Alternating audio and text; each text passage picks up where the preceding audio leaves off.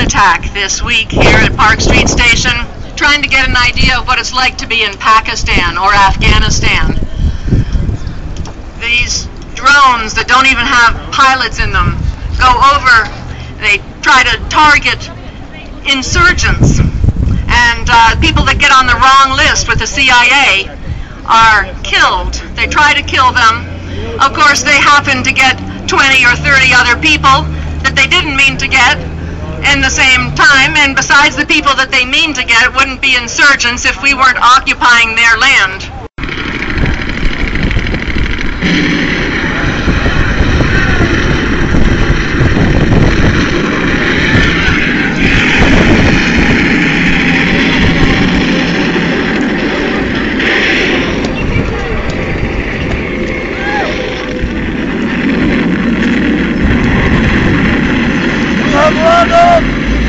In Pakistan, but our Army Air Force pilots are not in Pakistan. These have been drones from the left, safe and sound, for the nation of Afghanistan, powered and remote controlled from an Air Force base in Nevada.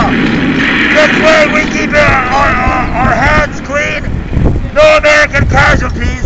Unfortunately, there are reports of very much collateral damage, as we say. But we did reach the house of the suspected terrorist and Taliban member in Pakistan. So mission accomplished. Stop the drone attacks and the war in Afghanistan. Stop the drone attacks and the war in Afghanistan. Stop the drone attacks and the war in Afghanistan. Stop the drone attacks and the war in Afghanistan. You see all these dead people here. They have the option of getting up once our die-in is over. But the dead people in Afghanistan and Pakistan don't have that same option. When they're dead, they're just dead. Or when they're wounded for their whole life. The more troops we send there, the more killing the United States does there, the more the Afghans want foreigners out, the more they want to control their own future. We can't accomplish anything in Afghanistan with the military force. The Afghans must settle their own problems with the negotiated process. United States forces must come home. We're making too many widows, too many orphans in both America and Afghanistan for nothing. In Afghanistan. And the war in Afghanistan. Stop the drone attacks and the war in Afghanistan. Stop the drone attacks and the war in Afghanistan. You've just witnessed a simulation of a drone attack. The United States is flying unmanned aircraft over Afghanistan and Pakistan, patrolling the skies and shooting missiles at anyone they think is opposed to them.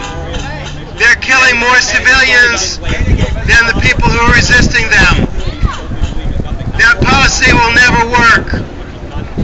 Our war in Afghanistan is now entering its 10th year. We're sending more and more troops there, and we're arousing more and more opposition. More and more Afghans just want the foreigners out. Drone attacks are for cowards. It's for an army that wants to shoot and can't even see the faces of the people it's killing. Our country is engaged in 2 wars, and yet our people don't even know there's a war going on. We go about our everyday business. But we're suffering too. The military impact, the economic impact of that war is hurting our society. It's costing $100 billion a year in Afghanistan alone. With that money we could create jobs, we could create health care, we could create housing. We could fix our schools and libraries. That's a huge chunk of our budget. Our veterans are hurting, and our military families are hurting when their loved ones don't return. That war doesn't serve our interests, and it must be stopped.